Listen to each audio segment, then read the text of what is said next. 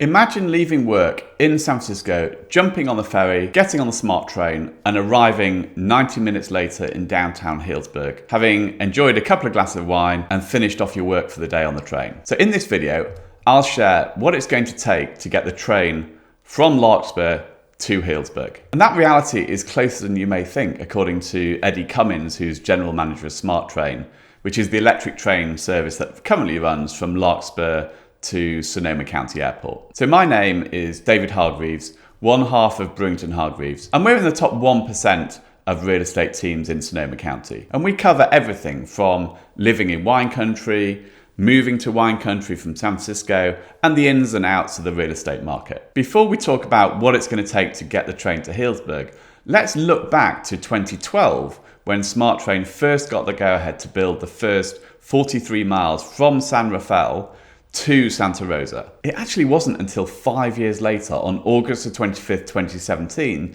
that the full service started after numerous false starts. I mean, it was originally estimated to start in 2014 and then in late 2016. And we all hoped the trains would run in a slightly more timely fashion. Although, as someone who comes from the UK, trains and timeliness aren't necessarily two words I would use alongside each other. So what is the service actually like? I know my wife used to use the service in its early days to make the trip from San Francisco to get up to Healdsburg, although she obviously had to get off at Sonoma County Airport. And she used to do this on a Friday evening. While it was definitely a step up from sitting on the freeway in the Petaluma roadworks, and we really don't have long enough to get into why those roadworks are still going on and what feels like a decade later. But the connection from the Larkspur ferry terminal by bus to the start of the Smart Train, which started in San Rafael, it just wasn't ideal. Not just because it was a bit like playing trains, planes and automobiles, but because the connection times, they just weren't synced up. So you always ended up having to wait ages for the next train. Fortunately, December of 2019, the train link to Larkspur from San Rafael was completed. This made a huge difference. However, one of the big challenges continued to be the frequency of the service. If you missed a train, you'd have to wait at least an hour for the next one. But then the last train would leave San Francisco a long time before you'd finished dinner in San Francisco and had time to jump on the ferry. So it just wasn't a practical option. And then just as they were talking about increasing the service, increasing the frequency to make it more usable, COVID then hit. I mean, like all public transport services, COVID hit them really hard, and Smart Train was also heavily impacted. The good news is that services have slowly increased, with the operator now running 38 trips per day and 12 on the weekend. I mean, this is a huge improvement. If you plan to get the train on a Friday evening, the last train now leaves Larkspur at 9:10 on a Friday and at 9:30 on a Saturday. So you can now actually enjoy dinner before heading north. In response to changing work patterns, with people only needing to be in San Francisco a few days a week, they've also introduced a 3-day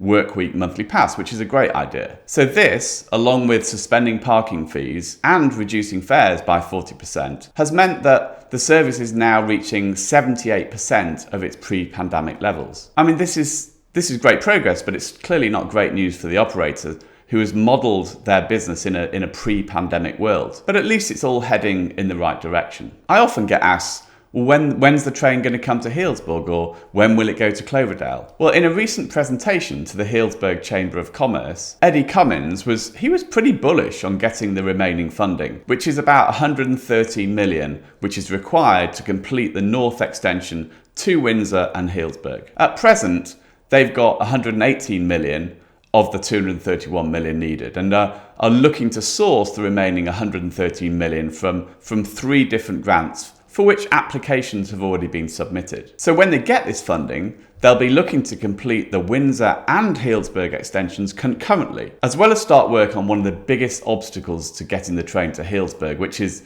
to build a new rail bridge across the river in Healdsburg in place of the old railway bridge near Memorial Bridge. If the funding goes through imminently, which we hope it will, the initial forecast is to complete the service to Windsor. It would be done in 2025, with the Healdsburg extension to follow in 2026. And the Windsor extension is actually already 30% completed, so at least that one is well underway. At the moment, it's not been decided where the Healdsburg station will be. I'm sure Mill District will be hoping it's across the road from their $5 million apartments down on Harmon Street near the current Fog Belt Brewing location. The other option under consideration, as I understand it, is further into downtown, near where the current farmers market is, and close to the new fully funded indoor farmers market, which is also under development. And there's no question the arrival of Smart Train in 2025 will be a huge boost to the town, not just making it possible for people who live here to easily get to, for example, a Giants game